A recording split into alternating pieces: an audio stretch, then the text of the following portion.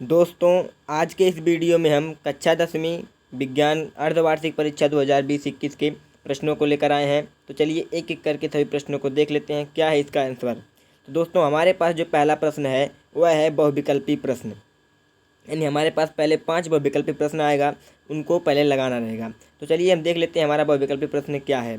तो दोस्तों, इसमें फ़ोटो सही से आया नहीं है, स्क्रीनशॉट मैंने लिया था तो अच्छे से आया नहीं, आप लोग उसको किसी तरह से मैनेज कर लीजिएगा। चलिए देखते हैं जो हमारा पहला प्रश्न है, सही विकल्प चुनकर प्रश्नों की। देखो दोस्तों, यहाँ पे लिखा है सही विकल्प चुनिए, यानी कि हमको सही विकल्प वाला प्रश्न दिया है, अब इसको बताना है कौन सा विकल्प सही है। तो चलिए अब देख लेते हैं पहला प्रश्न क्या है। पहला हमारा प्रश्न है पादप में पौधों में जाइलम उत्तरदायी है। तो पादप में जो जाइलम और फ्लोएम होते हैं, तो उसमें पूछ रहा है कि जाइलम किस लिए उत्तरदायी होता है। तो हमारा जो जाइलम है वह जल परिवहन के लिए उत्तरदायी होता है, यानी इसका पहला ऑप्शन ए सही हो जाएगा। और यदि कभी पूछ ले कि पादपों में फ्लोएम किस लिए उत्तरदायी होता है, तो फ्लोएम जो है दोस्तों वह भोजन के वहन के लिए उत्तरदायी होता है। लेकिन इस क्वेश्चन का जो हमारा जवाब होगा वह जल का वहन, यानी जाइलम जो है वह जल वहन करता है। और दूसरा देखते हैं, हमारे दो तंत्रिकाओं के मध्य खाली स्थान को कहते हैं। जो हमारे दो तंत्रिकाएं होती हैं, तंत्रिका कोशिकाएं, उन तंत्रिकाओं के जो मध्य खाली स्थान होता है उन्हें क्या कहते हैं। तो दोस्तों, जो दो तंत्रिकाओं के मध्य खाली स्थान होता है उसे सिनेप्स कहते हैं। और आवेग क्या होता है, सूचनाओं के जो ट्रांसफ़र होता है, हमारे तंत्रिका में जो सूचनाओं का संचरण होता है उसे आवेग कहते हैं। तो ये लोग आप लोग याद करते चलिएगा। और चलिए देखते हैं अगला हमारा तीसरा प्रश्न, यानी तीसरा बहुविकल्पी वाला प्रश्न क्या है। तीसरा हमारे पास है अपच के उपचार के लिए प्रयुक्त होने वाली औषधि है, यानी जब हमें अपच हो जाता है तो उसके लिए कौन सी औषधि प्रयुक्त होती है। तो अपच के लिए हम लोग एंट एसिड का उपयोग करते हैं। देखो, हम लोगों के पेट में क्या होता है, अपच की स्थिति में हम लोगों के पेट में बहुत अधिक मात्रा में HCl उपस्थित हो जाता है, HCl भर जाता है, जिससे हमारा जो पेट होता है अम्लीय हो जाता है। तो उसके लिए हम एंट एसिड का उपयोग करते हैं, यानी कि हमारा जो ऑप्शन नंबर क्या है तीसरे का, यह सही हो जाएगा, एंट एसिड का प्रयोग करते हैं। और उसके बाद अगला हमारा जो है चौथा प्रश्न, चौथा है कि बिना बुझे हुए चूने का रासायनिक सूत्र है। तो बिना बुझे हुए चूने का रासायनिक सूत्र क्या है। तो बिना बुझा हुआ चूना का क्या, तो बिना बुझे हुए चूने का यानी कि CaO कैल्शियम ऑक्साइड कहते हैं। बिना बुझे हुए चूने को कहते हैं कैल्शियम ऑक्साइड, और उसे तो हो जाएगा CaO कैल्शियम ऑक्साइड। यदि पूछ ले बुझे हुए चूने का क्या सूत्र है, तो बुझे हुए चूने का सूत्र होगा CaOH का होल ट्वाइस। ये हो गया ये बुझे हुए चूने का सूत्र है, CaOH का होल ट्वाइस, यह बुझे हुए चूने का सूत्र है। और CaO जो है ये हमारा है बिना बुझे हुए चूने का सूत्र। तो हमारा इसका जो ऑप्शन नंबर गए वाला है यह सही हो जाएगा। और देखो दोस्तों, इसमें दिया है CaCO3, यहाँ पे CaCO3 एक कैल्शियम कार्बोनेट होता है, जो कि क्या कहते हैं, कैल्शियम कार्बोनेट संगमरमर का होता है प्रतीक है। और अगला जो है हमारे, देखो एक यहाँ पे CuSO4 एक कॉपर सल्फेट का सूत्र होता है। और हमारा जो है एक CaOH का होल ट्वाइस, अभी मैंने बताया कि CaOH का होल ट्वाइस जो होता है वह बुझे हुए चूने का सूत्र होता है। और अगला चलिए देखते हैं हम लोग, हमारे पास पाँचवा जो प्रश्न है, मानव के नेत्र के किस भाग पर वस्तु का प्रतिबिंब बनता है। तो वस्तु का प्रतिबिंब जो दोस्तों मानव नेत्र के जो एकदम सबसे भीतरी वाली भाग होता है कार्निया, तो उसे क्या कहते हैं, रेटिना, इसे कहते हैं रेटिना। तो इस रेटिना वाले भाग पे बनता है मानव का प्रतिबिंब। मानव नेत्र में जो रेटिना होता है, रेटिना पर बनता है प्रतिबिंब। तो इसका जो है हमारा लास्ट वाला ऑप्शन घ सही हो जाएगा, दृष्टि पटल रेटिना। रेटिना को हिंदी में कहते हैं दृष्टि पटल, तो हमारा दृष्टि पटल वाला सही हो जाएगा। तो चलिए एक एक करके अब अगला देखते हैं प्रश्न। ये हमारे हो गए बहुविकल्पी। अब इसके बाद हमारा आता है फिल इन दी ब्लैंक्स, जो कि हमारा दूसरा रिक्त स्थानों की पूर्ति की, यानी रिक्त स्थान भरिए। दोस्तों, इसके लिए आपको 2 ऑप्शन दिया रहेगा भरने के लिए, उसमें से आप किसी एक को भरना है। तो ऑप्शन यहाँ पे आ नहीं पाया, लेकिन मैं आप लोगों को ऑप्शन को भी बता दूंगा। तो चलिए एक एक करके शुरू करते हैं। तो हमारा जो पहला है, लार में डैश डैश डैश एंजाइम होता है। तो लार में दोस्तों, लार में टाइलिन एंजाइम होता है, लार में टाइलिन एंजाइम होता है, जो कि भोजन को शर्करा में बदल देता है। तो हो गया यहाँ पे टाइलिन एंजाइम। और लार में एक एंजाइम और होता है दोस्तों, लाइसोजाइम एंजाइम भी लार में पाया जाता है। तो इन दोनों को आप याद कर लीजिएगा। लार में 2 एंजाइम पाए जाते हैं, टाइलिन या लाइसोजाइम, दोनों में से एक कोई भी दिया रहेगा, आप उसको भर दीजिएगा। और अगला प्रश्न है दूसरा, dash dash dash green house गैसें हैं। पहला है नाइट्रोजन डाइऑक्साइड, इसके बाद दिया था कार्बन डाइऑक्साइड। तो दोस्तों जो ग्रीन हाउस गैस होती है वह कार्बन डाइऑक्साइड होती है, नाइट्रोजन डाइऑक्साइड नहीं रहेगा यहाँ पे, कार्बन डाइऑक्साइड यानी कि CO2 भराया जाएगा। चलिए देखते हैं तीसरा हमारा क्या है। तीसरा है जैव निम्नीकृत या बायोडिग्रेडेबल पदार्थ क्या है। ऑप्शन में दिया था छिलका दिया था सब्जी का, और एक था प्लास्टिक। तो जैव निम्नीकृत क्या होते हैं इसको समझ लेते हैं। तो जैव निम्नीकृत ये पदार्थ होते हैं दोस्तों जिनको यदि कहीं पर रख दिया जाए, यानी कि मिट्टी में कहीं भी रख दिया जाए तो सड़ गल जाएं, उन्हें बैक्टीरिया हमारे जो हैं, उन्हें जीवाणु जो हमारे हैं उन्हें आसानी से सड़ा गला सकें, तो ऐसे पदार्थ जैव निम्नीकृत पदार्थ कहलाते हैं। तो हमारा जो छिलका वाला जो भी पदार्थ हो जाएगा, सब्जी का पदार्थ, अभी आप जो ऑप्शन आएगा आप उसको लगा लीजिएगा। जैव निम्नीकृत पदार्थ डैश डैश डैश है, तो जैव निम्नीकृत पदार्थ होते हैं जो आसानी से इन्वायरमेंट में या मिट्टी में सड़ गल के ख़त्म हो जाते हैं।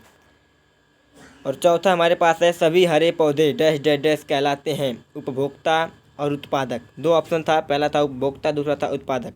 तो सभी हरे पौधे जो होते हैं उत्पादक कहलाते हैं। उत्पादक क्यों कहलाते हैं? क्योंकि ये अपना भोजन स्वयं बनाते हैं और इन्हीं के भोजन से हम लोग भी अपना जीवन चलाते हैं, तो इन्हें इसलिए उत्पादक कहते हैं। तो यहाँ पे भरा जाएगा उत्पादक। और पांचवा है हल्दी एक डैश डैश डैश सूचकांक है।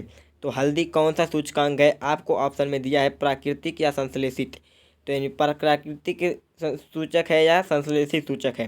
तो हल्दी जो है एक प्राकृतिक सूचक है जो अम्ल और क्षार की उपस्थिति को दर्शाता है। अम्ल आने पर, जब अम्ल पड़ता है तो इसका रंग जो होता है हल्का लाल भूरा हो जाता है। और चलिए देखते हैं अगला हमारा जो प्रश्न है तीसरा, सही जोड़ी मिलाइए। तो सही जोड़ी वाला देख लेते हैं प्रश्न क्या है। सही जोड़ी मिलाइए, तीसरा हमारे पास है सही जोड़ी मिलाइए। इसमें हमको ए और ब दिया है, इसमें से हमको मिलाना है। देखो पहला दिया है मनुष्य के अग्नाशय में पाया जाने वाला अम्ल है। तो मनुष्य के अग्नाशय में पाए जाने वाला अम्ल, देखो इसमें क्या दिया, हाइड्रोक्लोरिक अम्ल। तो मनुष्य के अग्नाशय में HCl पाया जाता है, यानी कि हाइड्रोक्लोरिक अम्ल, तो ये हो जाएगा इसका। और दूसरा है आयोडीन की कमी से होने वाला रोग है। तो आयोडीन की कमी से सभी लोग जानते हैं घेघा रोग होता है, तो यहाँ पे घेघा पे चला जाएगा। और तीसरा है ओजोन क्षरण की मुख्य कारण है। ओजोन क्षरण किसके कारण हो रहा है? तो इसका मुख्य कारण है क्लोरोफ्लोरोकार्बन। क्लोरोफ्लोरोकार्बन ओजोन क्षरण का मुख्य कारण है। अगला है शुद्ध जल का pH मान होता है। तो शुद्ध जल का जो pH मान होता है वह 7 है, यानी कि 7 पे चला जाएगा। और हमारा पांचवा है लेंस की क्षमता की इकाई है। तो लेंस की क्षमता को जो है डायोप्टर में मापते हैं, यानी इसका चला जाएगा इस सेकंड वाले पे। तो एक बार इसको आप लोग आसान अच्छे से देख लीजिएगा। हम लोग चलते हैं अगले प्रश्न पे। हमारा जो चौथा प्रश्न है, एक वाक्य में उत्तर दीजिए। एक वाक्य में उत्तर देना है, चलिए देख लेते हैं क्या है। तो हमारा जो पहला है प्रतिरोधकता का SI मात्रक क्या होता है? तो प्रतिरोधकता का जो SI मात्रक होता है दोस्तों वो होता है ओम, जिसको हम इस सिंबल से दर्शाते हैं। ये इसका प्रतिरोधकता का SI मात्रक हो गया ओम। और तो दूसरा है हमारा धातु को पतले तार के रूप में खींचने की क्षमता को क्या कहते हैं? तो देखो दोस्तों धातुओं का दो गुण होता है, एक तन्यता, एक आघातवर्धनीयता। तो तन्यता जो होता है वह धातु को पतले तार के रूप में खींचने की क्षमता को तन्यता कहते हैं, और आघातवर्धनीयता जो होती है वह धातुओं को पीट कर चादर के रूप में परिवर्तित होने के गुण को कहते हैं, क्या कहते हैं? आघातवर्धनीयता। तो चलिए अब दोनों क्लियर हो गया होगा। तो इसमें इसका आंसर हो जाएगा धातु को पतले तार के रूप में खींचने की क्षमता को क्या कहते हैं? तो यहाँ पे हो जाएगा तन्यता। और हमारा तीसरा है मेंडलीव की आवर्त सारणी के वर्गीकरण का क्या आधार था? तो मेंडलीव के आवर्त सारणी के वर्गीकरण का जो आधार था वह था तत्वों का, क्या कहते हैं, तत्वों का परमाणु भार। पहले तो परमाणु भार था, बाद में उसको परमाणु क्रमांक किया गया। तो मेंडलीव के जो आवर्त सारणी के वर्गीकरण का आधार था वह परमाणु क्रमांक लिख सकते हैं आप। और चौथा हो जाएगा हमारा, देखो क्या है, अस्पष्ट दृष्टि के व्यक्ति के लिए, अस्पष्ट दृष्टि के व्यक्ति के लिए सुस्पष्ट दृष्टि की न्यूनतम दूरी। देखो दोस्तों एक जो स्वस्थ मनुष्य होता है, जो स्पष्ट दृष्टि होती है, उसके लिए 2 पॉइंट होता है, एक न्यूनतम दूरी, एक होता है अधिकतम दूरी। तो न्यूनतम दूरी जो होती है दोस्तों वह होता है 25 सेंटीमीटर, यानी इस सवाल का जो जवाब हो जाएगा 25 सेंटीमीटर। और यदि पूछे अधिकतम दूरी तो अधिकतम दूरी हो जाएगा अनंत तक। और पांचवा जो है, एमीटर के द्वारा किस भौतिक राशि का मापन किया जाता है? तो एमीटर से विद्युत धारा का मापन किया जाता है दोस्तों। तो यहाँ पे हो जाएगा विद्युत धारा। और हमारा जो दोस्तों पांचवा है, संरक्षण किसे कहते हैं? संक्षारण किसे कहते हैं? तो संक्षारण किसे कहते हैं? जब धातुएं वसा, नमी, आर्द्रता आदि के संपर्क में आ जाती हैं तो इनके ऊपरी परत का क्षरण होने लगता है, जिसे हम संक्षारण कहते हैं। तो क्या हो जाएगा, जब धातुएं वायु, नमी, आर्द्रता आदि के संपर्क में आती हैं, अम्ल के आदि के संपर्क में आती हैं, तो इनके ऊपरी सतह का जो होता है दोस्तों, वह क्षरण होने लगता है, जिसे हम संक्षारण कहते हैं। अथवा करके दिया था, यदि आप पांचवा ना लिखते तो अथवा करके भी लिख सकते थे। तेल एवं वसा युक्त पदार्थों को नाइट्रोजन से प्रभावित क्यों किया जाता है? तो दोस्तों नाइट्रोजन जो होता है एक थोड़ा अक्रिय गैस होता है। जब नाइट्रोजन से भरकर रखा जाता है तो उसमें ऑक्सीजन बहुत कम मात्रा में उपस्थित होता है, वहाँ पे ऑक्सीजन नहीं रहता। जब ऑक्सीजन रहता है तो वह क्या होता है, ऑक्सीकृत होकर के हमारे तेल वसा जो पदार्थ होते हैं ये खराब हो जाते हैं। इसीलिए इन्हें क्या किया जाता है, नाइट्रोजन गैस से भरा जाता है, जो कि नाइट्रोजन अक्रियशील होता है, अक्रिय गैस होता है। और ऑक्सीजन से भरने पर ऑक्सीजन गैस जो उपस्थित रहती है तो ये क्या होते हैं, वे उससे ऑक्सीकृत हो जाते हैं। इसीलिए यहाँ पे उनके ऑक्सीकरण और तथा खराब होने से रोकने के लिए नाइट्रोजन का प्रयोग किया जाता है, नाइट्रोजन गैस यूज करते हैं। अब दोनों में से कोई एक लिख लीजिएगा, कोई एक लिख सकते हैं। अगला देखते हैं हमारे पास जो छठवां है, ऊष्माक्षेपी एवं ऊष्माशोषी अभिक्रिया में अंतर लिखिए। तो देखो दोस्तों, ऊष्माक्षेपी क्या होती है? तो वह अभिक्रिया जिसमें किसी भी रासायनिक अभिक्रिया में ऊष्मा का अवक्षेपण होता है, यानी ऊष्मा निकलती हो। जिस रासायनिक अभिक्रिया में ऊष्मा निकलती हो उसे ऊष्माक्षेपी कहते हैं। और ऊष्माशोषी यानी कि जो ऊष्मा का अवशोषण करे उसे कहते हैं ऊष्माशोषी। तो वह रासायनिक अभिक्रिया जिसमें ऊष्मा की आवश्यकता हो, जिसे कराने के लिए ऊष्मा की आवश्यकता हो, उसे ऊष्माशोषी कहते हैं। और जिस रासायनिक अभिक्रिया में ऊष्मा का उत्सर्जन हो उसे ऊष्माक्षेपी कहते हैं। तो इन दोनों में आप अंतर लिख लीजिएगा। अथवा करके दिया है, आप उसको भी लिख सकते हैं। चलिए देखते हैं अथवा करके क्या दिया है। अथवा करके दिया है, तेल एवं वसायुक्त पदार्थों को नाइट्रोजन से प्रभावित क्यों किया जाता है? तो ये तो हमारे पास हो गया। देखिए यहाँ पे दिया था छठवां, ऊष्माक्षेपी और ऊष्माशोषी अभिक्रिया में अंतर लिखिए, तो हो गया। अब अथवा दिया था हम लोग के पास, निम्न रासायनिक अभिक्रियाओं को संतुलित कीजिए। तो निम्न रासायनिक अभिक्रियाओं को संतुलित करना है, तो हमारे पास सातवां जो है वो तो अभी समीकरण मैंने यहाँ पे लाए हैं दोस्तों, आप समीकरण को देख लीजिएगा। अब हमारे पास जो सातवां है, और कोई भी समीकरण देगा आप उसको संतुलित कर लीजिएगा। चलिए देखते हैं सातवां, आधुनिक आवर्त नियम लिखिए। तो आधुनिक आवर्त नियम क्या है?